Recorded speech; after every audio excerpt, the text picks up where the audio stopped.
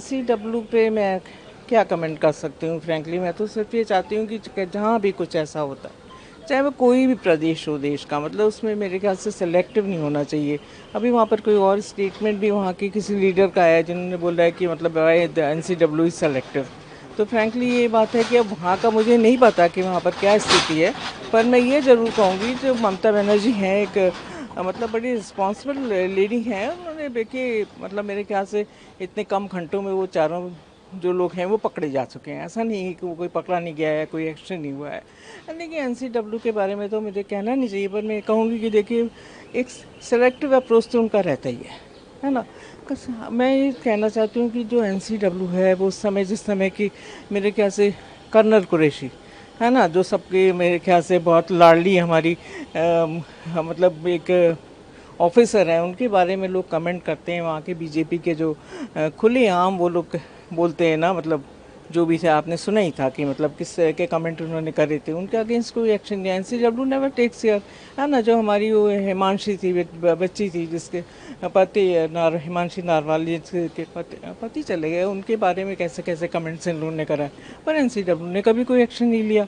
NCW मतलब इतनी चीज़ें हुई हैं, अभी बिहार में देखिए मुजफ्फरपुर में हुआ है।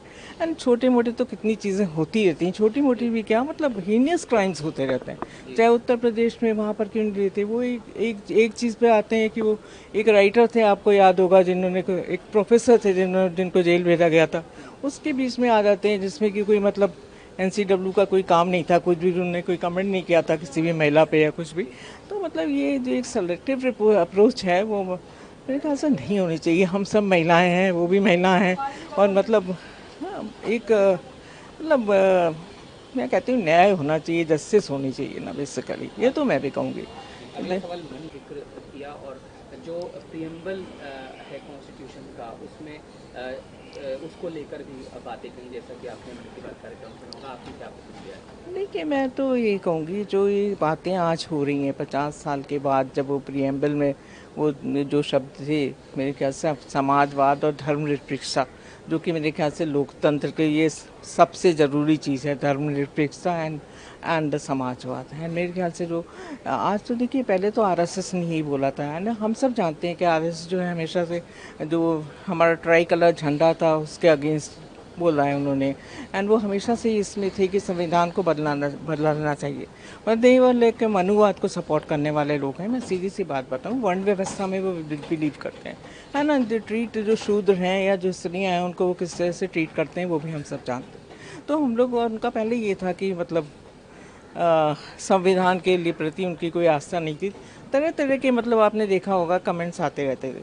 उस समय भी जो इनके ही बीजेपी के जो लीडर्स थे उन्होंने ही बोला, जो वो लल्लू सिंह हो या हेगड़े हो, कि संविधान बदल देंगे अगर 370 हमारे वोट्स आ गए या कुछ भी।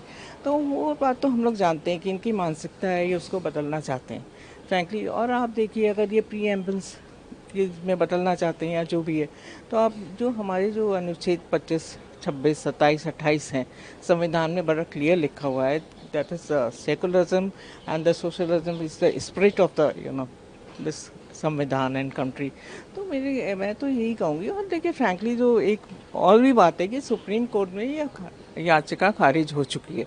सुब्रमण्यम स्वामी ने एक दो लोगों ने और उसको करा था कि ये चेंज होना चाहिए, पर वो उन्होंने साफ मना कर दिया था कि ये शब्द मुझसे निकाले नहीं जाएंगे। और मेरे ख्याल से जो मोदी जी के जो अलायंस हैं शायद वो भी इसको पसंद नहीं करेंगे कि समाजवाद और मतलब सेकुलर धर्मनिरपेक्षता को आप इससे निकाल देते हैं। तो मुझे तो लगता है इससे बुरी बात कोई नहीं है। और ये केवल आरएसएस की विचारधारा नहीं है। देखिए वो लोग तो बोलते ही रहते हैं है ना। दत्ता हर्षबोल जी ने बोला तो मुझे कोई आश्चर्य नहीं हुआ। पर देखिए ये जो नया बीजेपी के जो मंत्री हैं शिवराज चौहान और अभी Hemant Verma, they are also telling like this. So सबको पता लग जाता है कि they want to change the संविधान। ये उनकी इच्छा है basically. They are believe in Manusmriti, और इस बात से कोई इनकार नहीं कर सकता। मेरा ये कहना है कि जो स्टैम्पीड हुए हैं है ना, ये कोई पहला स्टैम्पीड नहीं है। आप कुंभ से देख लीजिए, कुंभ में दिल्ली का स्टेशन देख लीजिए, हाथरस देख लीजिए है ना। और बहुत बड़े बड़े आईपीएल का तो पता ही देखा ही आपने, जिसमें कि काफ़ी मेरे ख्याल से जो सत्ता पार्टी है उसने हल्ला मचाया था। और वो वहाँ की पुलिस ने भी मना किया था उनको इसके लिए। एंड पता नहीं वो ऑर्गेनाइजर्स का फॉल्ट था या किसका फॉल्ट था, जो एक विक्ट्री उनका जो सेलिब्रेशन हुआ था।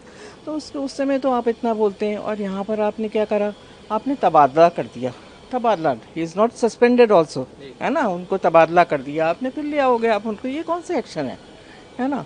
वहाँ के सर्वप्रथम तो देखिए मैं संवेदनाएं प्रकट करना चाहूँगी अपनी कि वहाँ पे लोग मर गए, मतलब ना तीन लोगों की मृत्यु हो गई और अभी काफ़ी लोग जो हैं इंजर्ड हैं, तो I really wish them a speedy recovery, and जिन लोग चले गए हैं उनके घर वालों के प्रति संवेदनाएं। तो ये घटनाएं जो है ये हमेशा इस तरह से होती रहेंगी, है ना। अब जब वहाँ पर कुंभ में होती है तो आपने कुंभ में तो आज तक भी देखिए किसी की अकाउंटेबिलिटी नहीं है फ्रैंकली। जो एक कॉमन मैन है उसकी कोई जान की कोई कीमत नहीं है इस देश में, मैं तो यही कहूँगी। कोई अकाउंटेबिलिटी नहीं है, कोई पकड़ा ही नहीं जाता कि किसकी गलती थी। कुंभ में तो उन्होंने नंबर भी नहीं बताए हमें कि कितने लोगों की डेथ हुई है वहाँ पर, है ना। दैट इज़ वेरी सैड, मतलब शायद उनको इंसान ही नहीं समझा गया। और देखिए जब भी होता है कुंभ में आप आस्था बता देते हैं, हाथरस में आप वो नारायण बाबा की स्टोरी बता देते हैं, तो मतलब कुछ अकाउंटेबिलिटी है नहीं। अकाउंटेबिलिटी होनी चाहिए, स्ट्रिक्ट एक्शन होना चाहिए। और जो मतलब ये जो मतलब कुप्रशासन या कुप्रबंध जो हुआ है उसकी हम कड़ी निंदा करते हैं। मतलब एक्शन होना चाहिए, तबादला करना कौन सा एक्शन है ये बताइए। राहुल गांधी को आपत्ति क्यों नहीं है, उन्हें कहो कि मराठी में बात करें, और इसके अलावा जो अजान मराठी में करवा लें, महाराष्ट्र में हिंदी अनिवार्य नहीं है, अब क्या हम छाती पर लिखकर घूमें, ये वो कह रहे हैं, क्या कहना है? कि उनका जो भी कहना है, मतलब फ्रैंकली उनकी बातों पर कोई ध्यान नहीं देता। मैं तो यही कहूँगी कि जिस तरह के स्टेटमेंट उनके डेली आते हैं, मेरे ख्याल से कोई भी उस पर कोई जवाब देना नहीं चाहता है। कैसी बात है कि अजान आप मराठी में क्यों नहीं पढ़वा लेती, एंड ये कैसी बातें हैं, ये इस बात का कोई जवाब है?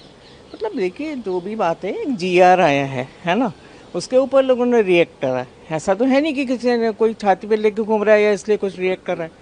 एक GR आया है तो उसके ऊपर ही लोगों ने अपनी विचार प्रकट करे हैं। और मतलब हम लोग तो यही चाहते हैं कि प्रोफेशनल वे में जो भी सबकी राय हो उस हिसाब से करना चाहिए। और मतलब एक किसी के ऊपर भी किसी भाषा को थोपना नहीं चाहिए। एंड मराठी तो एक जान है महाराष्ट्र की, है ना, तो मराठी तो होनी ही चाहिए, है ना। अगर आप वो थर्ड लैंग्वेज को 5th या 6th क्लास से भी पढ़ा सकते हैं, जो कि ऑलरेडी वहाँ पढ़ाई जा रही है। देखिए जो हिंदी थोपी जा रही है वो तो मतलब एक बात है ही फ्रैंकली, जो भी हो, मतलब यही कहना पड़ेगा कि थोपी जा रही है। देखिए जब देखिए जिस दिन ये GR आया था उस दिन ही हम माननीय सुप्रिया ताई ने ये बोला था कि बहुत जल्दीबाजी में ये जो करा जा रहा है फ्रैंकली।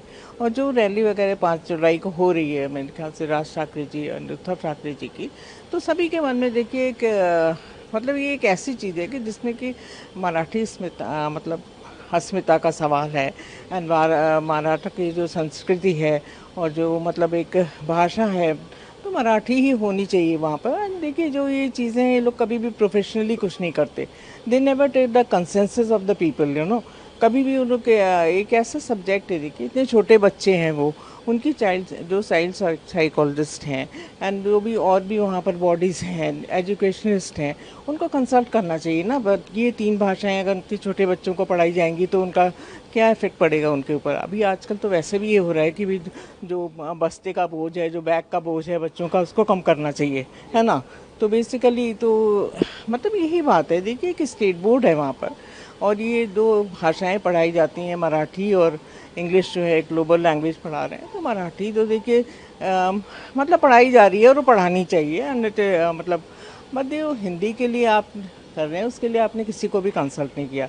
इनफैक्ट जो वहाँ की जो एडवाइजरी बोर्ड है वो भी ये बोलते हैं कि उनको भी कंसल्ट नहीं किया गया इसलिए। और अल्टे आपने आके एकदम से ये भाषा बोल दिया कि कर दीजिए। तो देखिए अगर CBSE से कोई पढ़ना चाहता है या कुछ है, वो एक चीज़ ऑप्शनल है। तो एक लैंग्वेज को आप ऑप्शनल रखते हैं तो ठीक है। एंड ये तो कोई भी कहेगा देखिए, है ना।